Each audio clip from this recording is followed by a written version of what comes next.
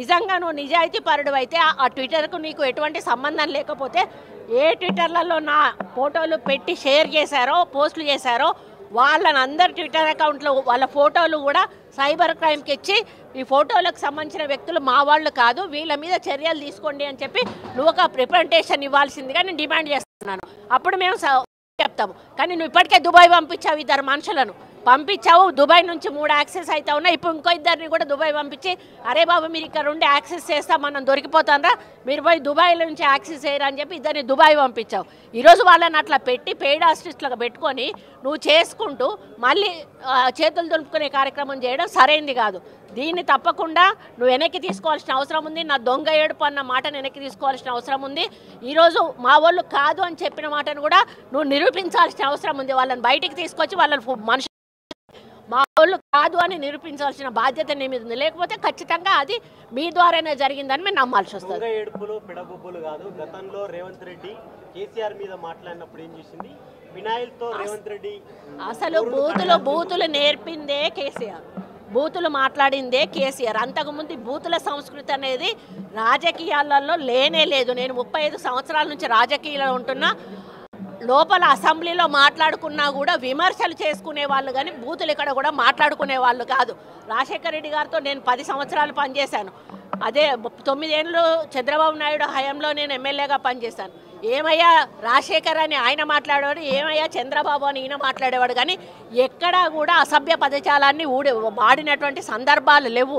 Even సిఎల్పిలో మేము మాట్లాడేవాడు వాళ్ళం కాదు, టీడీఎల్పీలో వాళ్ళు మాట్లాడేవాళ్ళు.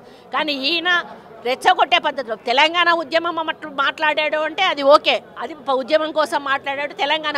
తెలంగాణ వచ్చిన తర్వాత కాంగ్రెస్ వాళ్ళని టార్గెట్ చేస్తూ ఆయన ఎన్ని బూతులు మాట్లాడాడో రికార్డులలో ఉన్నాయి, మీ అందరికీ కూడా తెలుసు. ఆ సంస్కృతిని వాళ్ళు ప్రవేశపెట్టి దాన్ని ఖండం చేయాల్సిన అవసరం వస్తుంది. ఎదుటోడు బూతు మాట్లాడినప్పుడు మేము బూతుతోటే ఖండం చేయాల్సి అది బూత చూపించి మేమే మాట్లాడుతున్నాము వాళ్ళే మాట్లాడుతున్నారు మేము మాట్లాడతాం లేదని చెప్పడం అనేది సమంజసం. సినిమా జీవితాలతో కూడా కేటీఆర్ ఆడుకున్నారని చెప్పేసి మీరు కొంతమంది డైవర్సులు కూడా తీసుకున్నారని. డైవర్సులు ఒకరిది అయిందండి. నాగ చైతన్య డైవర్స్ 100% కేటీఆర్ చేయబట్టే అయింది. ఎందుకంటే ఎన్కన్వెన్షన్ హాల్ని కూలగొట్టొద్దు అని అంటే సమంతను నా దగ్గరికి పంపాలి అని చెప్పి ఆయన డిమాండ్ చేశాడు.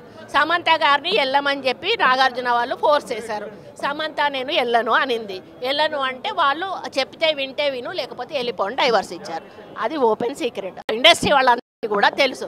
ఈరోజు సమంత జీవితం అన్యాయం కావడానికి 100% కేటీఆరే కారణం. అదేవిధంగా 2-3 హీరోయిన్లు పెళ్ళిళ్ళు కూడా చేసేసుకున్నారు.